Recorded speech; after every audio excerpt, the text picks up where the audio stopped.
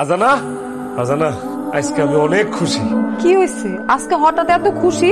তুমি না চাইছিলা আমি নিজের টাকা একটা ছোট্ট ঘর করি? জানো, আমি এই কয়দিন কষ্ট করতে করতে তিলে তিলে তিলে তিলে 50,000 টাকা জমাইছি। আর আমার এক বন্ধু আমার 20,000 টাকা ধার দিল। এই 70,000 টাকা দিয়া আমি একটা ছোট্ট টিনের ঘর উঠাবো, তোমার আমার লাল নীল সংসার হইব।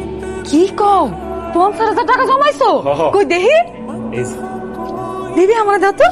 মা দেখছো আমার শাড়িটা কত পুরান হয়ে গেছে, এরকম আমার সব জামা কাপড়ই অনেক পুরান হয়ে গেছে। চলো হাতে যেহেতু এখন টাকা পাইছি, তাও 50,000 টাকা, আমরা মার্কেটে যাইয়া ইচ্ছা মতন জামা কাপড় জুতা গয়না গাটি মেকআপ শেকআপ এসব কিনি। চলো। ওমা তুই একলাই কিনবি? আমার তো শাড়ি পুরান হয়ে গেছে। চল এসি হলো মার্কেটে গিয়ে আমার লাগে শাড়ি চুড়ি ব্লাউজ জুতা কিনা খাওয়া দাওয়া করি। কি কইলা তুমি ফারজানা? আমার তিলে তিলে করে জমানো টাকা, আমার কষ্ট উপার্জিত টাকা তোমরা শপিং করে উড়াই দিবা? হ্যাঁ করুম তো, কি হয়েছে? মা চলো তো আমরা মার্কেটে যাই। আমার এই কষ্টের টাকা, আমার এই গাধার খাটনি খাটুনির টাকা আমি তোমার শপিং করে উড়াইতে দিব না। আল্লাহর দোহাই লাগে, এই টাকাটা দিয়ে আমরা একটা ছোট্ট ঘর উঠাবো। ফারজানা, তুমি টাকাটা এমনি নষ্ট করো না। এখন খুব কষ্ট হইতাছে? তোমার কষ্টে উপার্জন করা টাকা আমি এমনি উড়াই দিব দেখা খুব কষ্ট হইতাছে? একবার মনে করে দেখো, তোমার বাপের কষ্টের ইনকাম করা টাকা, পরিশ্রমের টাকা তুমি এইভাবে নিয়া নিয়া প্রত্যেকদিন উড়াইতে। তুমি তোমার বাপের কাছ থেকে টাকা নিয়া তোমার বন্ধুদের নিয়ে আড্ডা দিতা, ঘুরতা ফিরতা, সিগারেট খাইতা, জুয়া খেলতা। ওই টাকাগুলো তোমার বাপের কষ্টের টাকাই ছিল।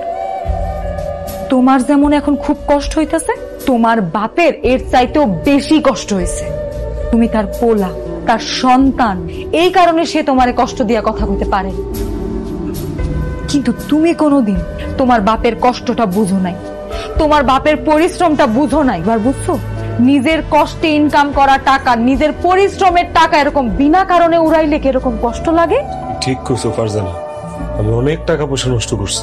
আমার বাপে কত কষ্ট করে টাকা পয়সা কামাইতো, একটা জোয়ান তাগড়া মানুষ, অথচ আমার 500 টাকা কামাই করতে কি পরিমাণ কষ্ট হয়েছে। অথচ আমার বাপের তো বয়স হয়ে গেছিল। আমার বাপের এই কষ্টের টাকা আমি কেমনে কেমনে অপচয় করছি, বন্ধু বান্ধব নিয়ে টাকা পয়সা উড়াইছি। আমার বাপের সাথে আমি অনেক অন্যায় করছি, অনেক খারাপ ব্যবহার করছি। আমি আমার বাপের কাছে ক্ষমা চাবো, আম্মার কাছেও ক্ষমা চাবো, কারণ তাদের সাথে আমি যে ব্যবহার করছি তারা যদি আমার মাফ না করে, আল্লাহ আমার মাফ করবো না। অনেক বড় ভুল করে ফেলেছি। তুই তাহলে তোর ভুল বুঝতে পারছো? আব্বা, আমি আমার ভুল বুঝতে পারছি। তোমার কষ্টের টাকা, তোমার পরিশ্রমের টাকা আমি বিনা কারণে অপচয় করছি, বন্ধু বান্ধব নিয়ে উড়াইছি, তোমার সাথে যাচ্ছে তাই ব্যবহার করছি। তুমি আমার মাফ করে দাও আব্বা। তুই যে তোর ভুলটা বুঝতে পারছিস সেজন্য আমরা অনেক খুশি। আমরা সব কষ্ট ভুলে গেছি।